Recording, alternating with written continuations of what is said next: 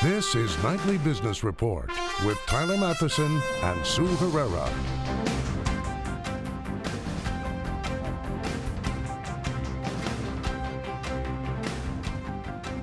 Good evening, everyone, and welcome to this holiday edition of Nightly Business Report. I'm Sue Herrera. Tyler Matheson is off tonight. Here at NBR, we talk a lot about entrepreneurs and those who risk it all to follow their dreams. The challenges are real, but so are the rewards. It all starts with that one bright idea, and from there, it can turn into a $1 million business. So tonight, on this Independence Day, we celebrate the entrepreneurial spirit and independence from your boss. It all begins with a vision to create something new. But sometimes that bright idea can come trying to make something that's been around forever better or simpler. Tonight, we bring you the stories of two entrepreneurs, one who is changing the way kids are coached, and the other who is changing baking. And that's where we begin. Adam Leonti is one of a handful of U.S. chefs using his own freshly milled flour, like flour he used to use in Italy back in 2010. It then dawned on me why I liked the flavor of the pasta in Italy more where I was working, because it was fresh wheat. He converted to fresh flour at a Philadelphia restaurant before moving to Brooklyn last year to become executive chef at the still under construction Williamsburg Hotel. The hotel's baked goods will come from his Brooklyn Bread Lab, which opened in December. He sells out of $7 loaves of bread, pizzas, and pastries in about an hour, 3 days a week. His flour sells for about $5 a pound.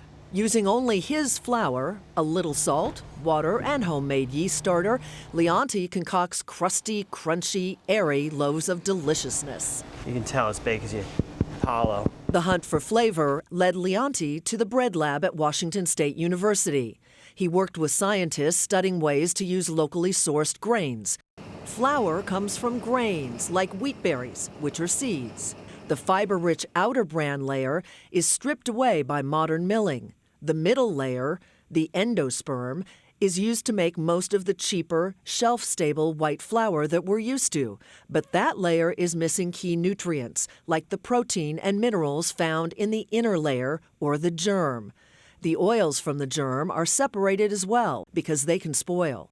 Leonti's fresh, locally sourced flour combines all three. All that oil from it kind of makes it clump up like snow. He convinced his new bosses to buy a $25,000, 3.5-ton stone grinding mill. There are only about 150 like it in the United States. Like, if this doesn't work out, we can just move it right into the hotel, no big deal. So there wasn't a huge risk. Since December, Leonti and his lone employee, best friend Jeff Kozlowski, have also offered classes, teaching home bakers, restaurant owners, and chefs about the idiosyncrasies of baking with fresh flour.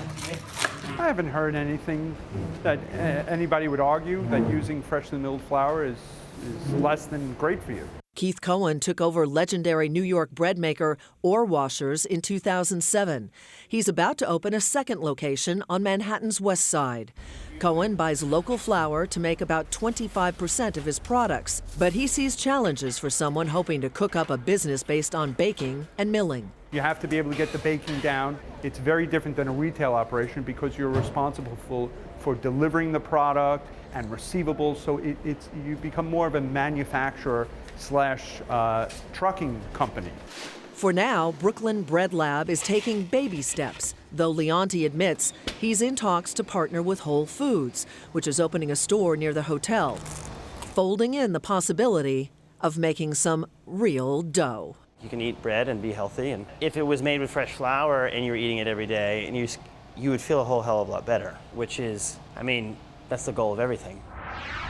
Set! Football is a team sport, but Shalik Billups is working one-on-one with coach Kevon Watkins. It's the kind of attention Watkins says he never got when he played in high school and while he was in the U.S. Marine Corps. Nothing like this was ever even thought of. Individual coaching is nothing new. Watkins has been doing it for about 10 years. But now, he says, finding customers, collecting reviews, and maintaining his business is much simpler, thanks to a website, CoachUp.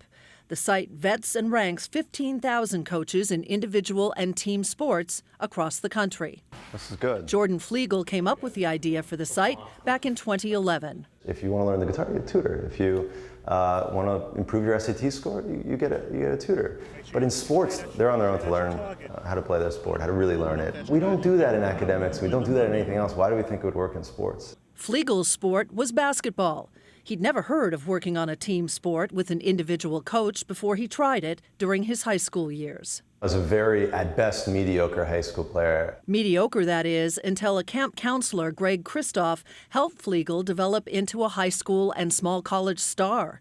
He even played professionally in Israel for 2 years. But Flegel says the coaching he received didn't just change his game, it changed his life. That led to a direct improvement for me academically. You know, hey, if I really apply myself, I can figure out anything. I can figure out how to become a better athlete. I can figure out how to become a better student. You know, I can learn to really write a paper. I can learn how to build a startup. Flegel began to do some coaching himself while he was in college. Later, after a broken foot and then business school ended his playing days, he kept on coaching to help ease the transition into the next stage of his life. I created my own website. I had to pay a website designer to do that. Every time I wanted to update something, I have to pay that designer to do it. I wanted to collect reviews. I just wanted to work with kids, and I wanted the rest to take care of itself. Flegel says CoachUp provides a platform to deal with the business of coaching so coaches can focus on what they do best. We provide insurance, we provide payment processing, we provide customer support. I mean, for our coaches, we're their marketing department, their technology department, their personal assistant, we're their website host. There's no great solution for me, so I decided to build it. Most of those services are outsourced from CoachUp's Boston office, home to 30 full-time employees. The model has attracted investment money from world champion athletes like Julian Edelman of the NFL's New England Patriots and Steph Curry of the NBA's Golden State Warriors. Each has benefited from working with individual coaches. Bring it back, there we go. For most players, though, the next level isn't a world championship. Shalik Billups is just hoping to make his high school team. But with a little help from Coach Watkins, he may have a better chance to bring his A game wherever he decides to go. Let's go, push.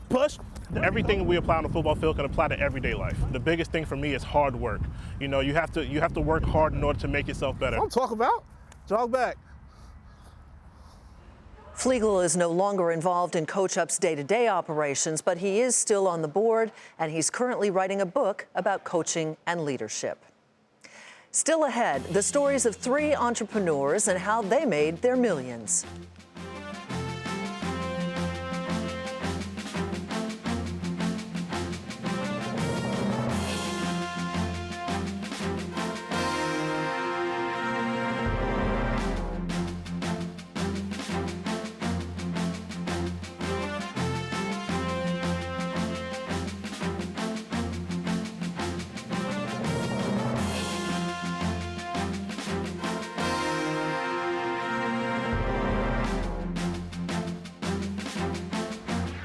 It's the American dream. You go out on your own and with blood, sweat, and tears, build a successful business. Tonight, 3 entrepreneurs tell us how they made their millions, from a sushi chef to a man who turned up the heat on hot sauce.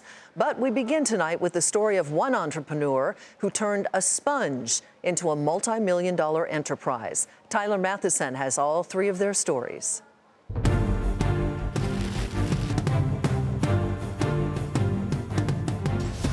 Keeping up with Aaron Krause isn't easy.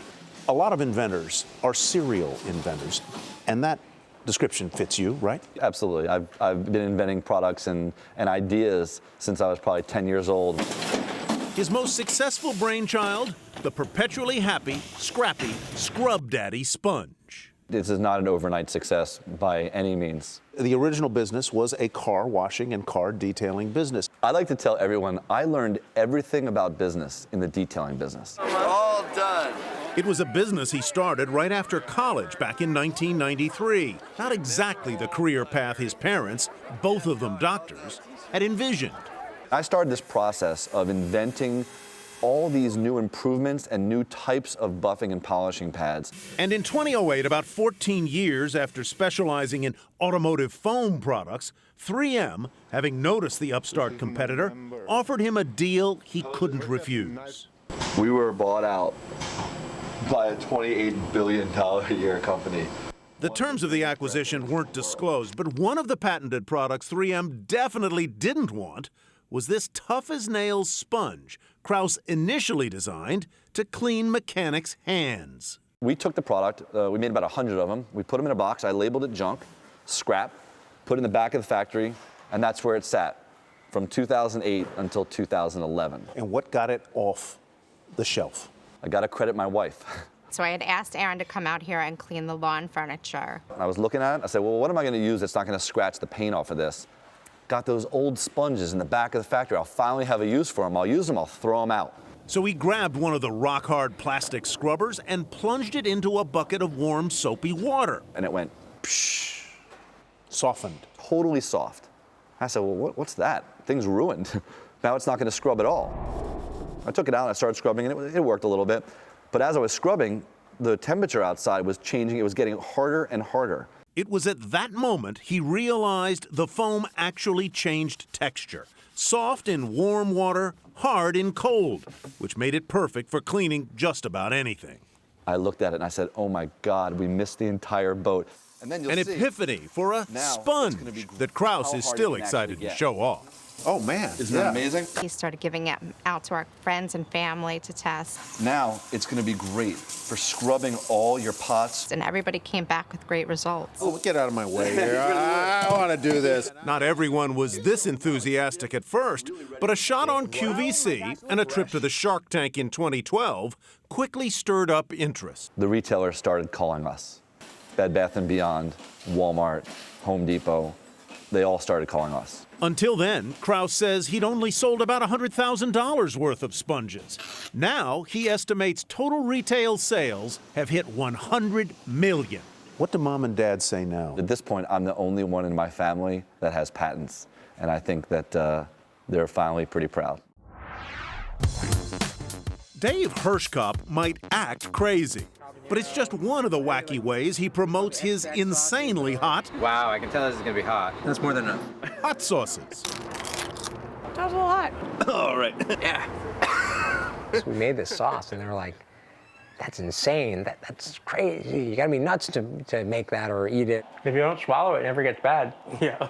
From this blistering base, he's built an award-winning, multi-million-dollar specialty food brand, Dave's Gourmet. That's warm. I'm so glad it happened. I feel very lucky. His luck began in the early 1990s when he decided, quite literally, to follow his gut. And California had a lot of taquerias, and the East Coast really didn't. So, with the help of $35,000 from family and friends, he opened a place called Burrito Madness in College Park, Maryland. Dave's biggest complaint? We had a lot of drunks coming into the taqueria. To teach them a lesson, Dave started spiking their food with homemade hot sauce. Chilies are great because you can hurt somebody without injuring them. Whoa! So it hurts, and then 20 minutes later, they're happy as a clam and laughing about the experience. He found success in extracts made from the inside of the pepper. It was just amazing because then you could make the sauce taste all sorts of ways and with superheat, and it was just sort of it was like a different paradigm for making hot sauce. Next, he spent about $5,000 on bottling, airfare, and a straitjacket, and went blazing into the 1993 National Fiery Food Show with his first extract-based product, Insanity Sauce. The heat was so much greater than what they had already experienced that people were like floored. And a couple people were literally floored. The promoter of the show banned us, which in the end became a good thing, and we got a lot of publicity out of it. Ever heard of Dave's Insanity Sauce? Yeah. You're Dave? Yeah. Hey. Nice. People sought us out. I mean, we'd have stores selling, 50 cases a week of sauce, which is mind-blowing. It was enough to make Dave sell the restaurant and move to California, but not enough to quit his day job. I did the hot sauce as a hobby on the side, but it just got to be too big. In less than a year, he'd hired a small staff and was selling sauces full-time. Sales spiked the first 4 years, reaching roughly $2 million in revenue in 1996, then slowed to a simmer. So in 2001, he started pumping out premium pasta sauces under the Dave's Gourmet label. And by 2009, the company was increasing sales and winning awards. There were several reasons why we sort of diversified a little bit over time, and we just get bored. We like to do new and innovative. That's our DNA. What do you think? I think if the tagginess came down a bit, then it would be a lot better. All this tinkering has annual sales fired up to about $7 million, and Hirsh says he's got even more heat up his straitjacketed sleeves. The big hot sauce companies, they could buy us between lunch and dinner, but I think what we're doing is important still, because we're stretching the limit. Cheers. Charlotte, North Carolina, miles from the sea, is not exactly the place you'd expect to find a sushi empire. But that's exactly what you will find inside this 46,000 square foot warehouse. It's the home of Hesho Sushi, a dynamic food service and distribution company that manages 884 locations in 39 states and the District of Columbia. Don't forget your napkins, chopsticks, soy sauce. The big fish in the operation? Philip Mong, the founder and CEO of Hesho Sushi. Oh, okay. Can I test a sample? People think I'm a workaholic, but I don't feel like it's work. Whatever he's doing, he's got Hesho on a roll. I like it, spicy. Bursting with 372 employees and more than 360 franchisees across the country. Most immigrants, like Mong himself. When I came here, I have no one to help me out, so I decided to help out the newly immigrant. So how's the training go? Before putting them behind a counter, Mong makes sure his managers and sushi chefs-to-be learn the subtleties of perfect preparation. Practice more, you will get it. All right. It's the type of specialized training he never received as a young boy, living in a country shattered by war. I was born and raised in Burma. We treat it as like a second citizen. So he set his sights on more fertile ground. I decided I'd like to come here and look for the American dream. In 1989, at the age of 22, his parents staked him to an airline ticket to Los Angeles with only $13 in his pocket and a wealth of ambition. He stayed with a friend, worked overnights at a gas station, and then became a real estate agent before landing a job with a sushi distribution company in the 1990s. He learned the business from the inside out, and after just 1 year, Mong and his wife moved east. They borrowed $100,000 from family and friends and took cash advances on credit cards to start their own sushi business headquartered in their home. We set an office here and with the one computer and one tiny printer for about years before we get into the formal office. They partnered with local retail locations to offer fresh food daily to grocers and cafes. Then in 2002, their first big break. A partnership with Minnesota-based supermarket chain Lund Food Holdings. Together, they placed sushi kiosks in 21 locations. 3 years later, Hesho was able to move into its current headquarters with a freezer that holds up to $1 million worth of frozen product that's shipped across the country every single day. It's also the home of Hesho University, the exclusive training ground for the company's managers, chefs, and franchisees. And make sure you train your chefs to only use 1 ounce of rice. After finishing the program, the company partners with the trained chefs and places them in locations across the country and splits the profit 3 ways: the chef or franchisee, the retail landlord, and Hesho Sushi. Which one the most popular? They really love this one. The formula seems to be working big time. Company revenues were close to $100 million in 2015. That's the most beautiful sushi that I ever seen. Philip Mong, Burmese immigrant turned sushi magnate, has clearly learned the basic lesson of American business. Listen to the customer. Do whatever it takes to make the customer happy.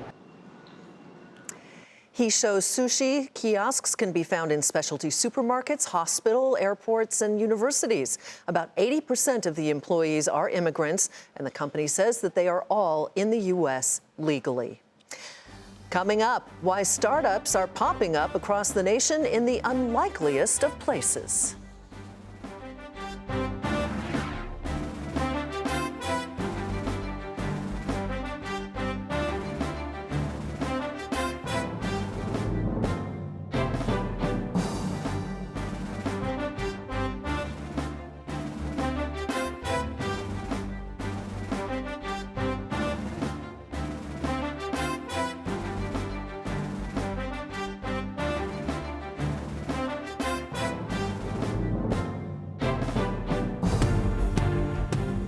Here's a look at what to watch for the rest of this week, and it's a big one for jobs. But first, on Wednesday, we get a look at the minutes from the Federal Reserve's last meeting. Investors always look for clues about the possible future for interest rates.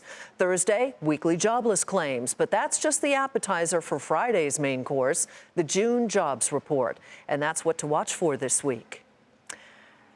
Startups are taking the nation by storm, and hubs for these burgeoning companies are popping up in the unlikeliest of places.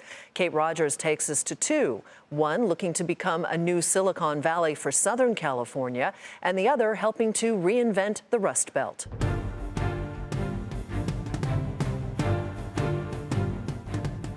I'm charging with every step that I take right now? Yes. While devices from tablets to cell phones improve constantly, the same can't be said for their battery life. It's something 25-year-old Hannah Alexander and her startup Soul Power are out to change. We make energy harvesting insoles for charging portable electronics like cell phones, radios, and GPS while you walk. Soul Power has raised around $500,000 so far and is being tested by the U.S. Army. But Alexander isn't alone in her desire for change. Other startups vying to solve some of the world's big problems are doing so not from Silicon Valley or Alley, but Pittsburgh.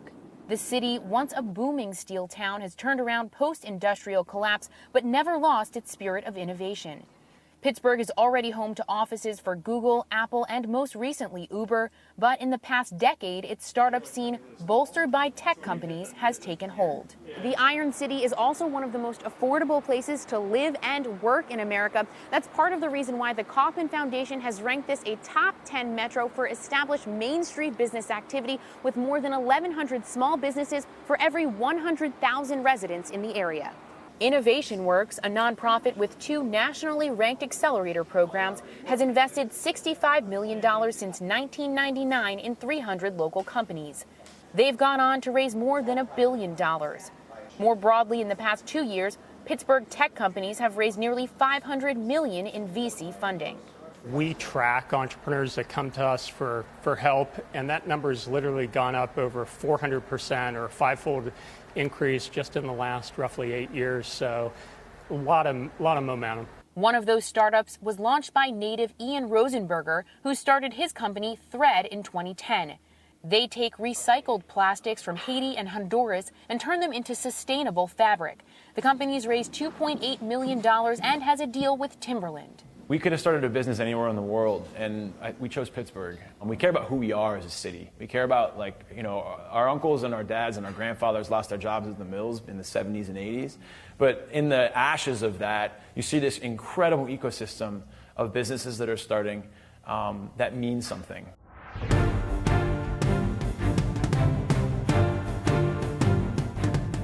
While Silicon Valley may grab headlines for its billion-dollar startup scene, in Southern California, San Diego has emerged as a powerful alternative for technology ventures. It's what made Jeff Winkler want to cultivate and keep local talent in the area.